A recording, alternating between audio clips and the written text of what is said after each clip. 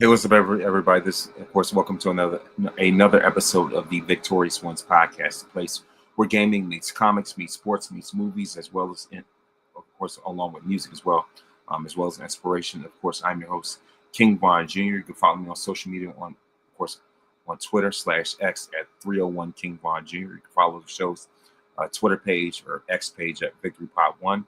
I'm also on Instagram at Mr. King Von Jr. You can follow the show's Instagram page at Victorious Ones Podcast. I'm also the social media producer for the unpopular review wrestling show Perfect Plex Talk Radio, hosted by a friend of the program, Mike Knox, of course.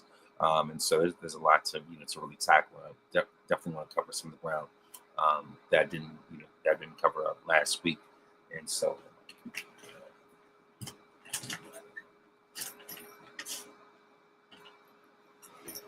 yeah. So yeah, like I said, there's a lot to cover, especially when it comes to this upcoming Backlash and some of the predictions surrounding it. So this Saturday we're going to see the finale of John Cena versus Randy Orton, a very storied rivalry, a very storied history.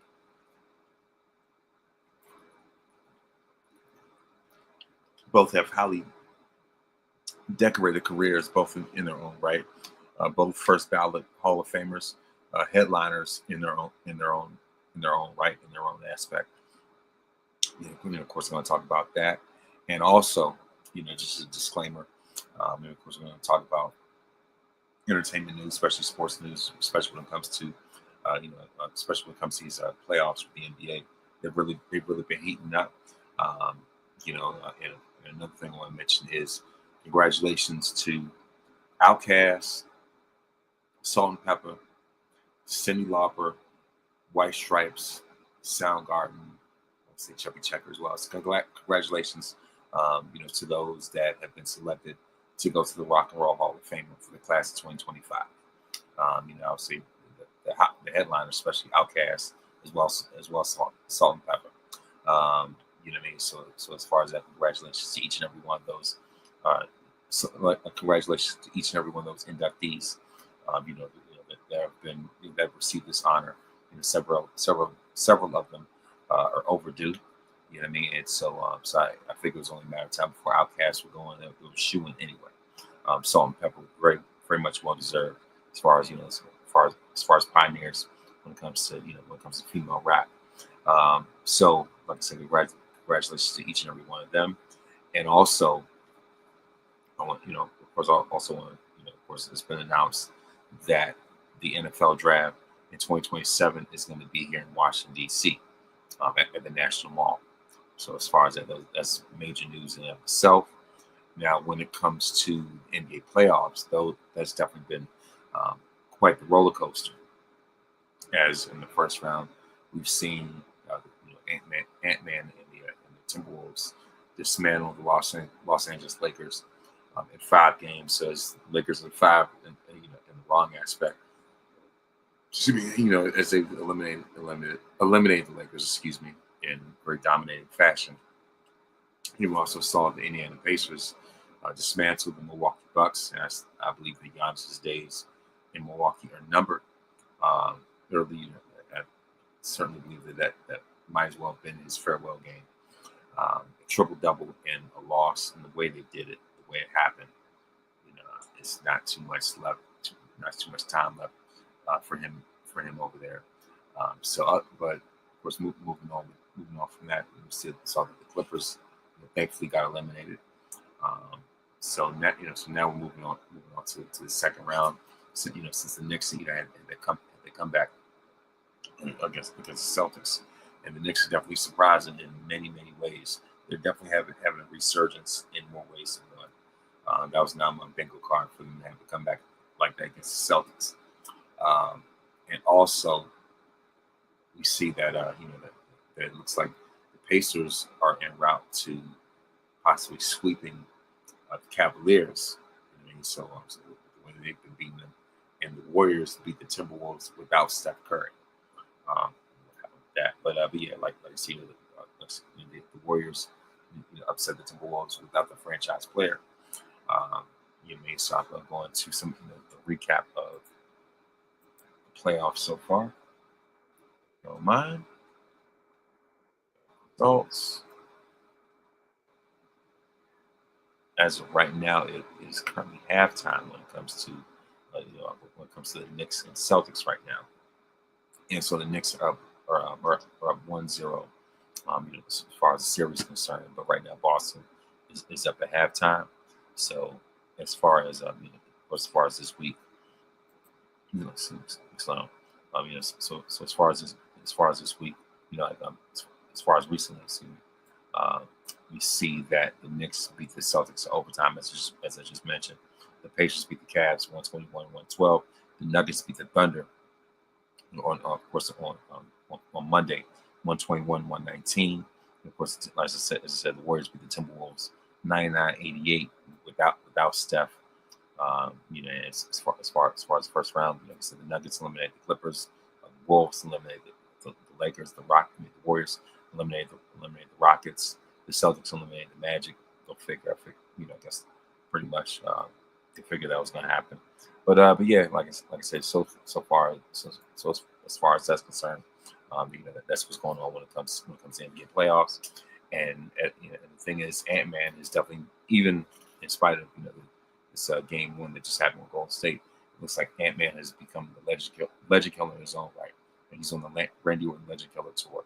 So much so that somebody shared some type of some AI artwork where Orton is giving Ant-Man a Legend Killer chain, and Randy Orton himself, Randy Orton himself even tweeted that picture out. I was like, wow, that's validation right there. That lets you know, this dude is the real deal. And so, yes, so as far as that, it's definitely very, very intriguing to see Ant-Man's, his trajectory. I would say that he's the most exciting thing to happen to the Timberwolves in a long time, really since Kevin Garnett, to be honest with you. No other player outside of KG has really garnered this much fan interest, this much of a reaction and everything like that. If you just look at Ant-Man's, his upside, that just really just speaks volumes. Like I said, so as far as that, I'm just getting the usuals out the way before I go into wrestling. And I will say that even though I didn't mention it, but of course, this whole thing about 100 men versus gorilla is ridiculous. Let me say it like this. There's going to be it'll be 100 funerals. I will say that. So let's just say by the time the gorilla's done, it'll be 50 dead on the left and 50 dead on the right. You know what I mean? So half right there. So it's just like it's one thing you definitely do not want any smoke with the gorilla, whether whether it's Donkey Kong, whether it's Gorilla Grodd, whether it's Magilla the gorilla. It doesn't matter. You know what I mean? Like that's a death wish wouldn't happen right there.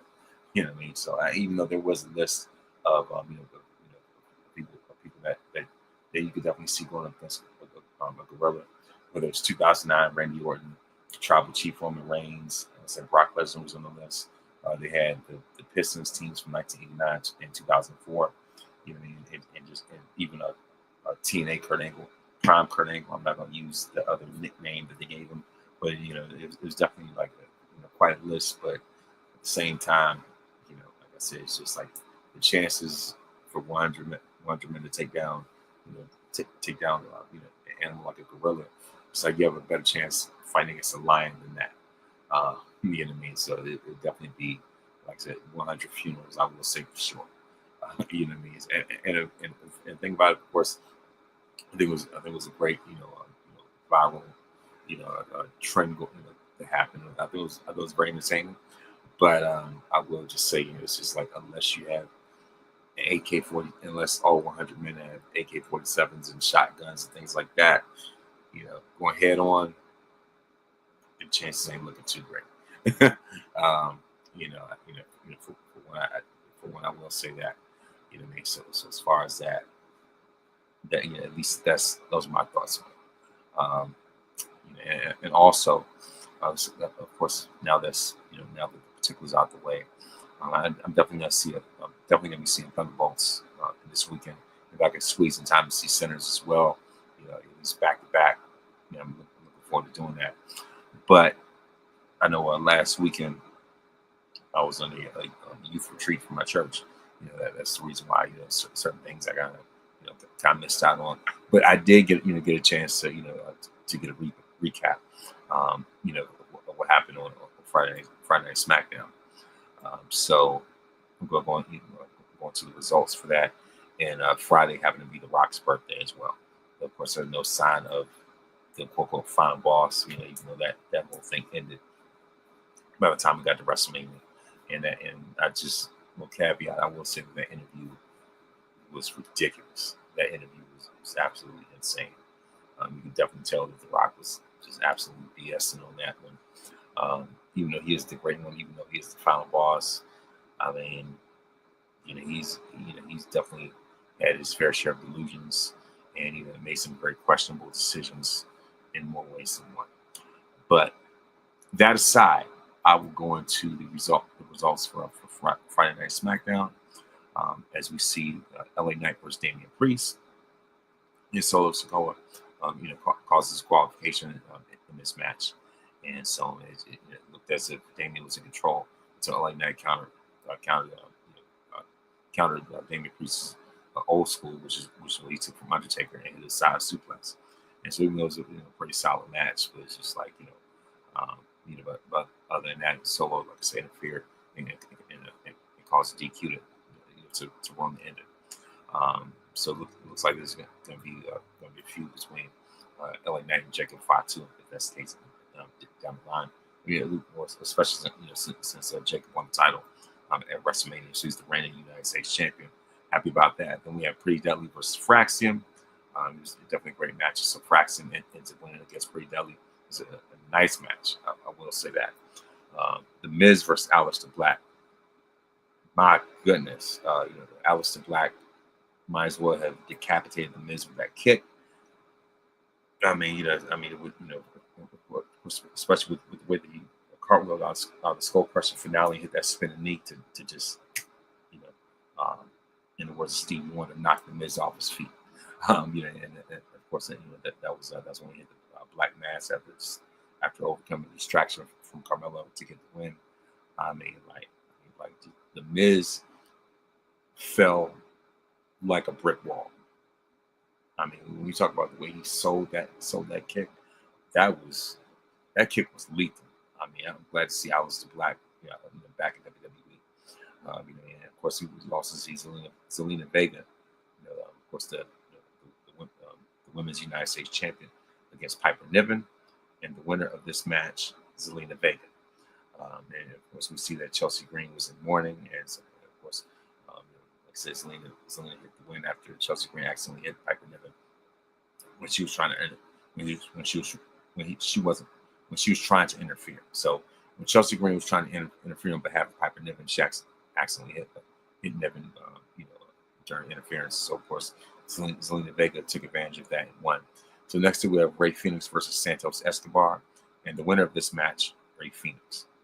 Next we have a tag match with Jade Cargill and Tiffany Stratton versus Naomi and Nia Jax. Is definitely, I would call it the frenemies tag match, if you will. And the thing is, of course, both these teams have something in common. They were, of course, they were each friends who turned on each other. Of course, we all know how Tiffany, of course, in Tiffany Stratton's case, she was tired of getting taken advantage of by Nia, and she ends up cashing the briefcase on Nia and win the championship, win the title from her. So of course, as far as that, Tiffy time, like I said, Tiffy was definitely tired of being taken advantage of.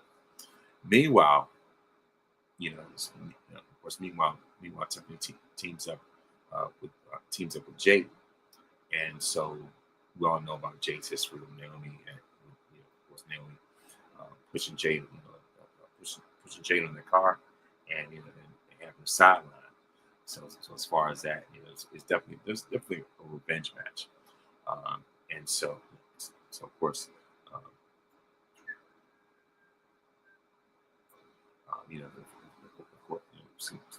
And of course, the winners of this match, gotta get the works together.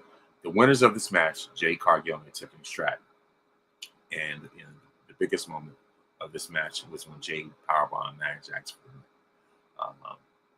And so, and of course, and not only that, but there was even a spot where Jade, literally got her lip back as she licked Naomi's face right before hitting her with the choke slam. Of course, that's when Nia interfered. In the end, like I said, at the end of the match, of course, Jade hit Nia with the powerbomb, and that was that for that. So now this upcoming Friday, right before Backlash, Jade Cargill and Nia Jax are going to have a #1 contenders match for the women's for Tiffany's women's championship.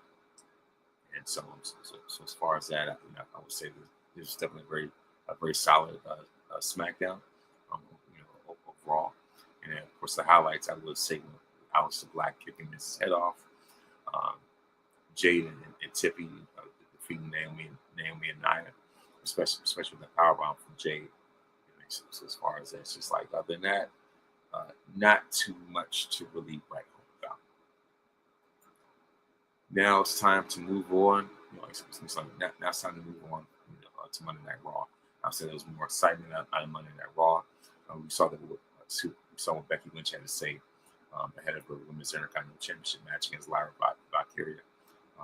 Of course, going into Backlash, and we see that Gunther's, it's confirmed that Gunther's going to face Pat McAfee, in Backlash St. Louis, and so of course, we also see more of the hype going into John Cena versus Randy Orton for one last time. And we also see CEO Scott, of course, CEO Scott defending championship against Roxanne Perez. We see Otis versus Rusev, but Rusev is more ruthless than he's ever been before. We see Penta versus JD the Bobblehead. And of course, we see the latest from Seth Rollins, Braun Breaker, and Paul Heyman. And Raw starts off with main event Jey Uso. So we'll kick off Raw with a little time calling out Logan Paul, only for another Paul to show up. This one being Paul Heyman. And so of course, after,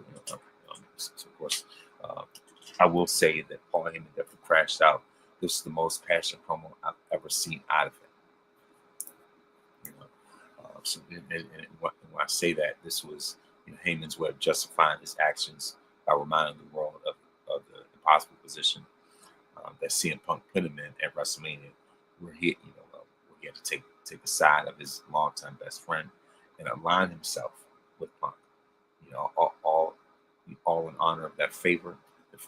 Was the favor of CM Punk finally getting to the main event of WrestleMania, and So the thing is, Paul Heyman was caught between a rock and a hard place. Caught between a rock and a hard. He was caught between a rock and a hard place because on one end, he had his best friend CM Punk. On the other end, he has the tribal chief that he acknowledges, Roman Reigns. In the end, the former went out over the ladder where he decided to team up with CM Punk going in WrestleMania.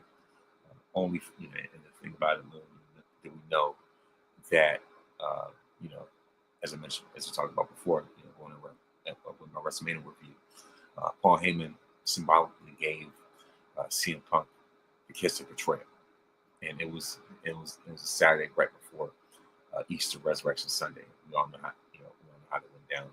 Judas with the kiss of betrayal. So that was very symbolic, for Heyman to do that. Very poetic, if you will. But back to this. The thing about it was that, of course, like I said, Heyman, just justify what he did. Of course, he was in an impossible position, but he decided with his longtime friend CM Punk over the tribal chief. Heyman talked about how self-centered Roman was, and he just. I say this. Paul Heyman read Roman Reigns for absolute filth. This was the biggest crash out I've ever seen Heyman have. Because he did bring him very valid points. not justifying, what he did, but at the same time, bring out very strong points. You know, he talked about how he took Rome, how he, how he took Roman under his wing, and under his watch, Roman went from being um, the big dog on the island of irrelevancy to the ruler and tribal chief of the WWE universe, an empire that he's built for 5 years. 5 years, Heyman has um, built up and established Roman. And during that run, Roman got to enjoy a championship reign that lasted 1,316 days. You know, it was definitely the Heyman effect. And you can't deny that. And so with that, Roman has enjoyed the greatest success of his career. Now, as we know, Roman is without a title. And Heyman brought up how when Roman lost the championship to Cody, you know, because he allowed himself to get distracted with Seth Rollins, and of course, that led to him losing the championship at WrestleMania 40 for Cody to finish the story. So as we all know, oh wow, huge dump by the Knicks. But yeah, the thing about it is that after Roman loses the title, Heyman's left on his own. Roman just leaves him high and dry. Never doesn't come out to save him, rescue him, whatever, and just left him on his own. With Solo, Jacob, and the Tongans, and they even power bombed Heyman through the tape. And Roman had yet to show up. Roman took his time. Heyman felt like Roman just left him high and dry, just like, hey, you know what, you on your own, you got this. So Paul felt betrayed, and I think I would say that's the biggest reason why Heyman did not pick up Roman's call when he came back, because Roman never reached out at any other time. Like I said, just left him hanging. And so, fast forward, Roman comes back to SummerSlam, and goes on the feud with Solo, and defeats Solo, all for the sake of getting his Google follow back. Not so much of really avenging Heyman. So with that, Heyman's got a chip on his shoulder. He's feeling some type of way. And so Paul held that in for the longest time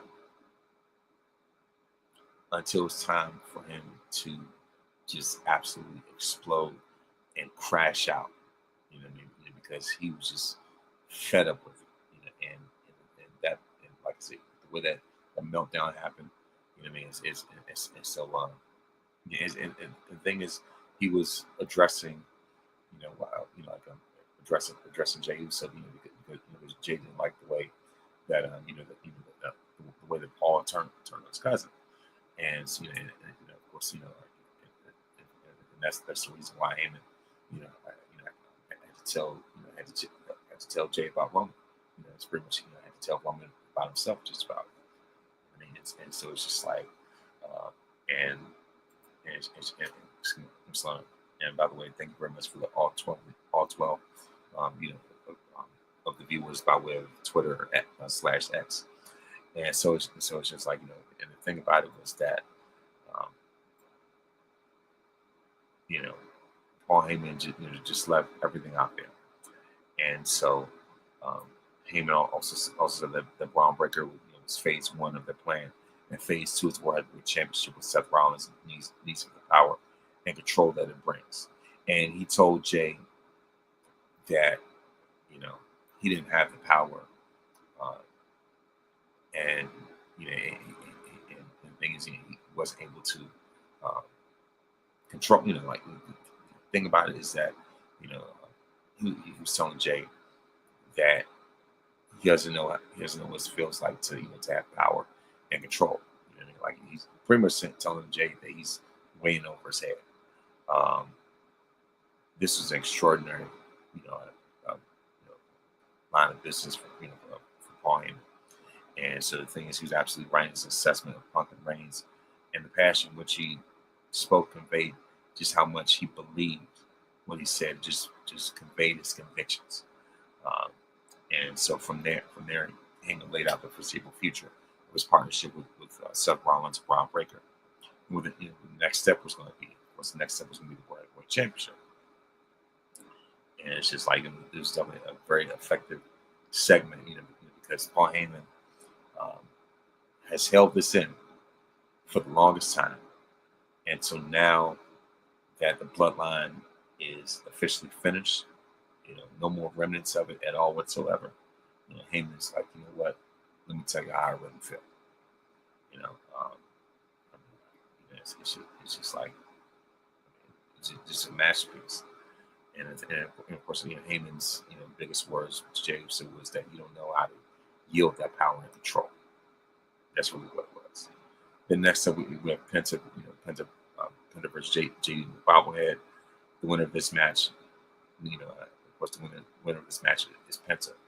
Um, and so it was definitely a great quality matchup that saw Penta fend off the interference from the Judgment Day and deliver a Mexican destroy for the pinfall victory. And it further, of course, further two different rivalries.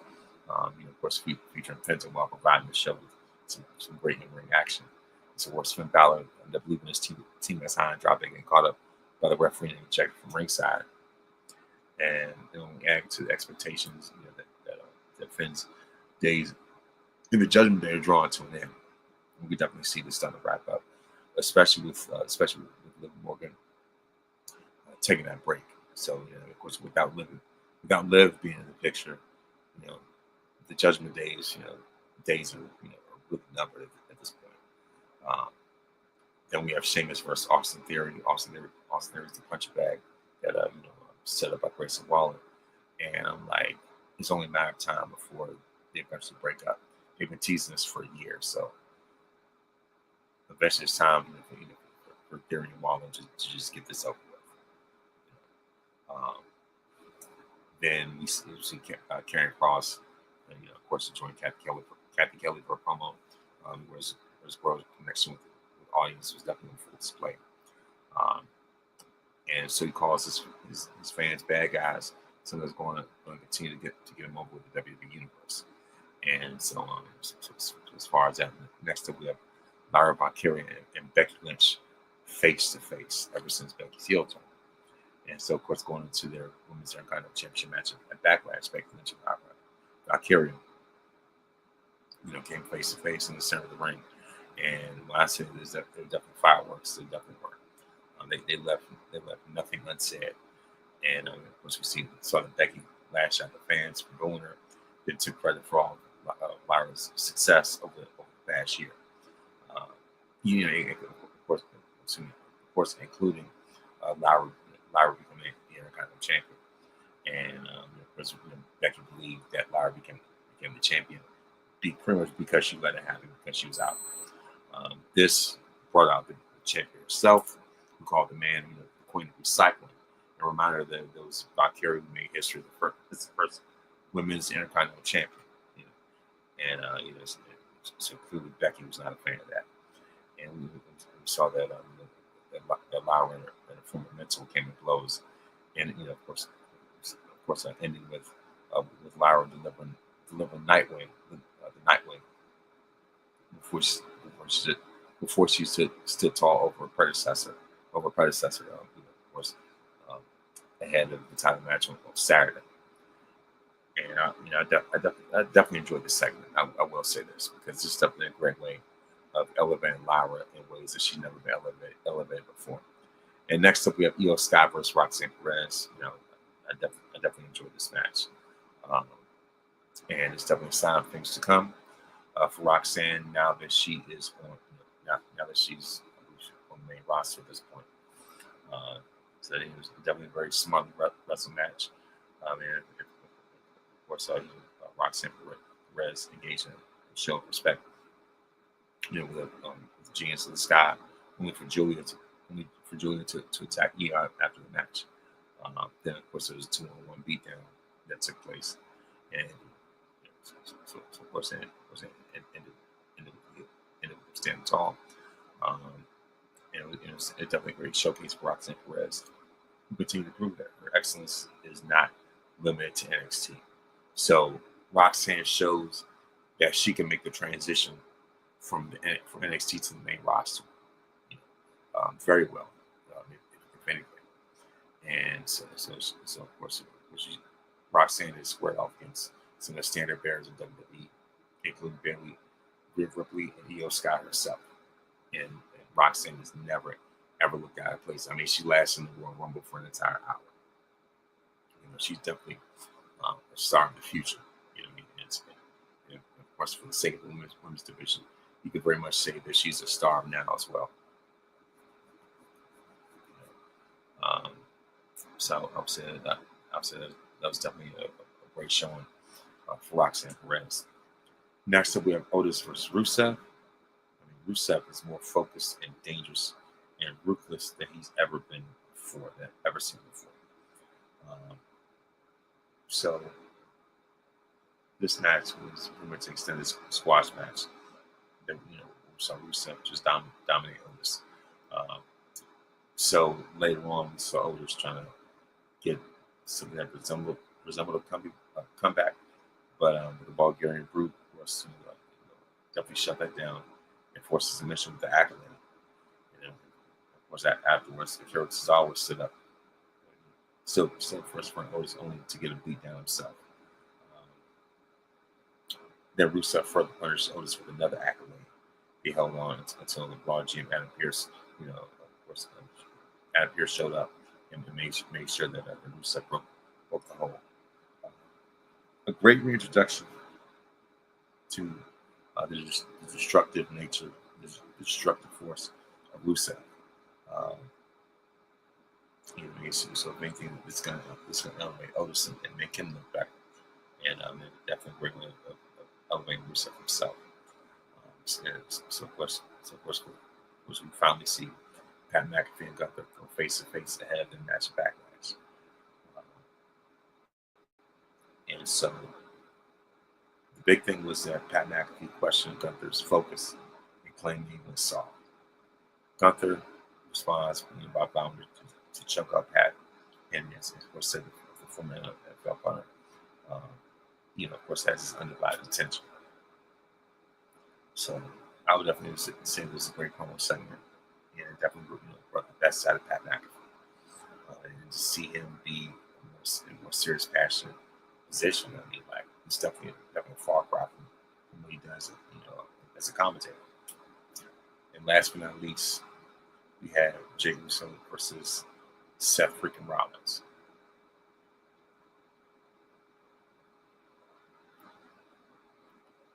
And so,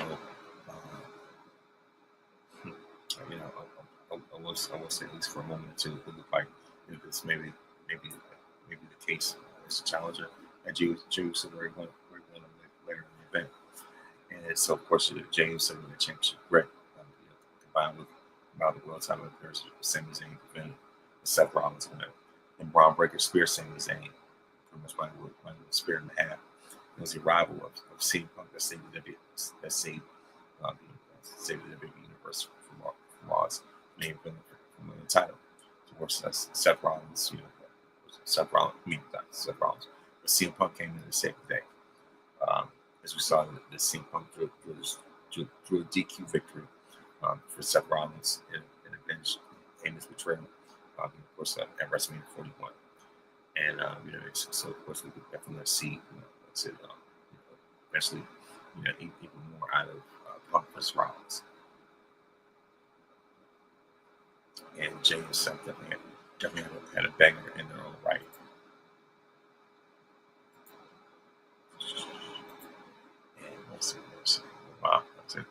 much for all 17 of those viewers on Twitter. You know what I mean? And I was like, yeah, this is definitely great. You know, some pretty nice numbers. And now, of course, finally, we're going to get to NXT. You know, of course, the winners, the ratings, the reactions, all the highlights. And we see Joe Hendry hanging tank versus Dark State. And I must say that Joe Hendry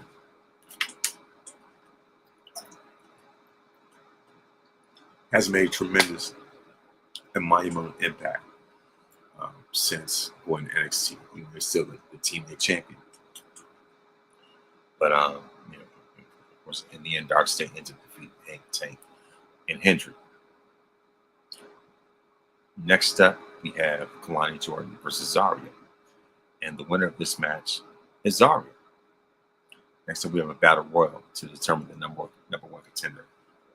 For Obafemi's NXT Championship next week. And of course, the shot at Obafemi's NXT Championship goes online. As 25 men from all across NXT, LFG, Evolve, and TNA competed in a battle royal. Trick Williams entered first. Before the break, that Ethan Page came in and found entrant, intro was Elijah, who was formerly known as Elias in WWE. This match definitely had a lot of faces in the night, familiar for most fans of WWE. But that was up to the point. And the point of this match was to give exposure to newer talent, give exposure to younger, up-and-coming talent. And a lot of those who in the ring, that was definitely easy eliminations for some of the bigger stars. So of course, a match like this is even hard to follow, in the World Rumble because everyone starts in the ring at the same time. Whereas with the World Rumble, you initially just start off with two. And so Trick had a pretty impressive showing, at least only up until he got eliminated. And so his feud with Joe Hendry continues, right? So in the end, the final four are Miles Bourne, Sean Spears, Javon Evans, and Ethan Page.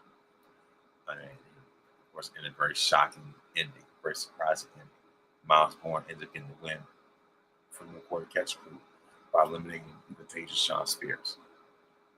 And as I like to call Miles Bourne, Randy Orton Jr., because this dude was just like Orton. Especially the bald head, bald head and the tattoos. This definitely Randy Orton's corner. He also saw Wesley in this match as well.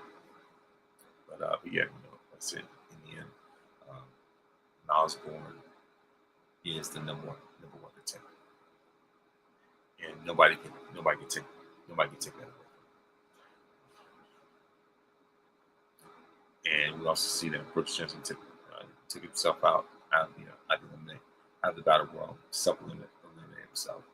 And so, of course, Josh Briggs' tag team partner decides that he wants to go back to Japan, and so that tag team broke up. Then we also see Jade Parker versus Carmen Petrovic. Of course, Jade Parker is more focused than she's ever been before. Not saying she wasn't first, but it's just a different side of Jada Parker. And we also have Julian versus Jordan Grace. And when I say that Jordan Grace looks like a kid compared to Last Legend, I'm not buying it at all.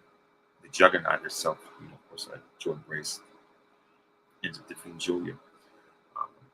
Only for La Primera and Stephanie Rocker to come out to confront her challenger at the end of the show. So, of course, Jordan Grace secured her win by hitting her finisher for the pin, making her the number one contender for Stephanie Rocker's title. And so I would say that I was thoroughly impressed with last night's episode of NXT. And so now it's time for me to move on to my top 50 wrestlers list. I like to say that this list, this list has been reloaded, if you will. There have been a few shakeups. at least one replacement on that list, deservingly so. You know what I mean? So of course, as far as that, uh, most of the names are still the same, except for one. There have been some who have gone up, some have gone down, others have stayed the same, right? And for those that are curious about the list, it is on my Instagram page at Mr. Actually not my Instagram page, but my podcast Instagram page at Victorious Wins Podcast. The list is on there. Of course, I made the official rollout. Is also on my X page at 301 King Von Jr. For those that want to keep up with it. And the hashtag that I use is VIP50.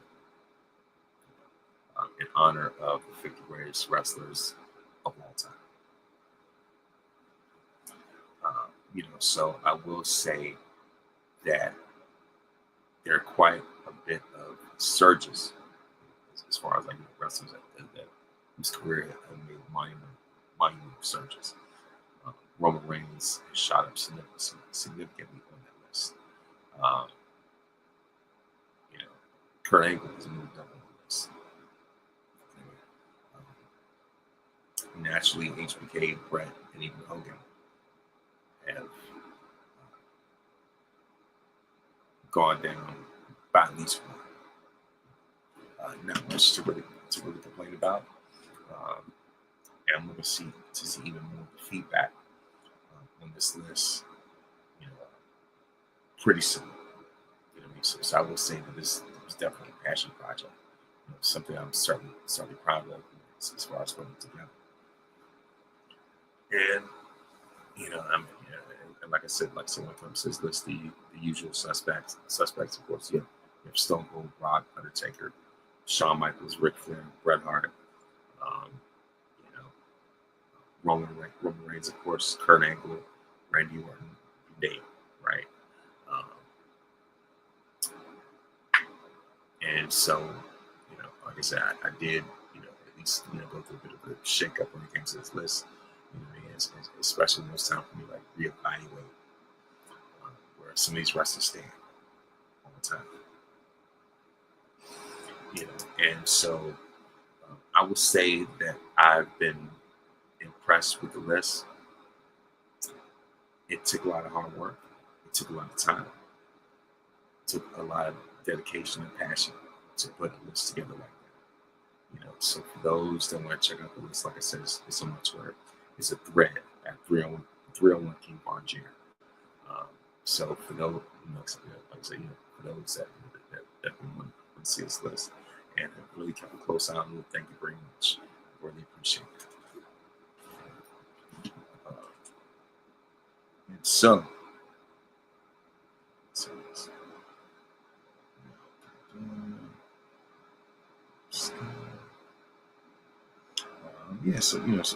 as far as that, let me give my, of course, I definitely have to give my Backlash predictions, of course, before all is said and done. Let's look at this Backlash card.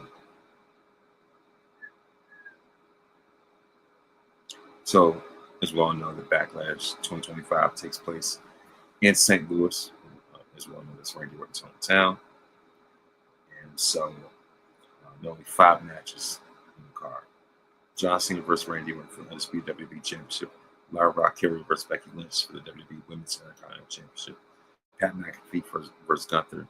Jacob Fatu versus LA Knight versus Damian Priest versus Drew McIntyre. Fatal 4 match for the United States Championship. Finally, we have Dominic Mysterio versus Penta for the WWE Intercontinental Championship. Dirty Dom has really made a huge name for himself. You know what I mean? So it's amazing. As far as my predictions, as badly as I want to see Orton win, Cena will take it. I got Lava retaining the Women's Intercontinental title over Becky. I've Gunther just utterly destroying Pat McAfee. You know what I mean? I can definitely see Gunther destroying Pat. Then for the fatal quarter for the United States Championship, I'm going with Jacob Fatu or someone like that. And finally, I have Penta, not Penta, of course, I actually have 39. Of course, retaining in the Continental Championship. So those are my predictions when it comes to Backlash. Now it's time. Pretty soon. It will soon be time for the birthday shout-outs. How fast we're looking for them.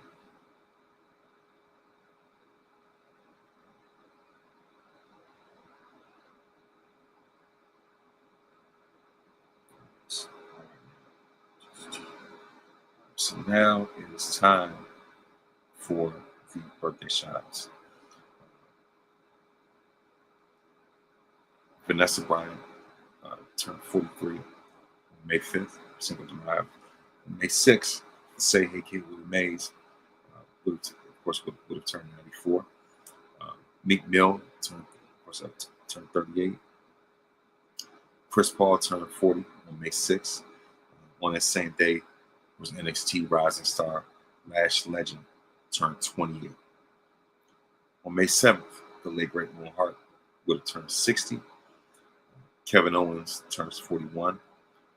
It's on May 7th. On May 8th, Io Sky turns 35. Of course, Rosario Dawson turns 46. And of course, on May 10th, Ghostface Killer from Wu-Tang Clan turns 55. And William Regal turns 57. And yeah, the fact that William Regal was only two years older than Ghostface is insane. The more that I think about it. And also we have another prediction right here. Amon says Randy is going to win. Now that I think about it, since they're in St. Louis, see, you know what? Now that I think about it, it's going to be more complicated than ever before because it's just like, Cena just broke the record, so it's just like, at least you would think he would have a more substantial title run instead of just a one-off. Because it's unlike Cena to have short title reign. Well, later on said much shorter title reigns. But typically, someone of this caliber, someone that you see on the title, for a pretty length of time. On the other end, Randy Orton is going to be his hometown, so you really think that that he's going to get embarrassed like that. Just like the heart says Randy Orton, the mind says John Cena. If I could just put it that way. Let's see if there are any comments in the Facebook section. But yeah, of course, I mean, go off on a tangent on a tangent the way I did. But of course, as far as that, those are some of my predictions. Yeah, exactly. And so,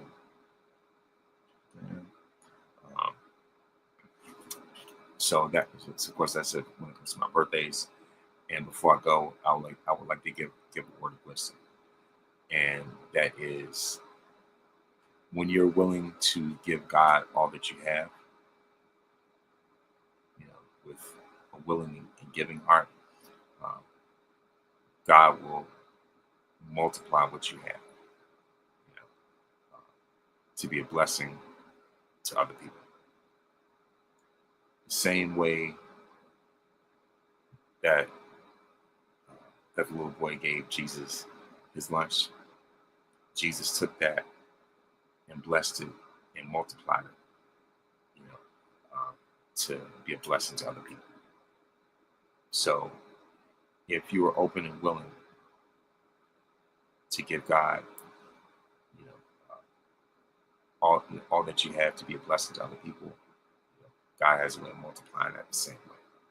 So that's my word of wisdom. And of course, also remember that of course you're victorious because greater is He that's in you than he that is in the world. When you put God in first place, you don't have to worry about being in last place. Make sure you listen to this podcast on iTunes, Spotify, Google Podcasts, or anywhere else that you download podcasts. Of course, I'm also available available on YouTube, of course, youtube.com/Avalon West Virginia. Thank you very much for listening. Thank you very much for watching. And may this day be the very best day of your life.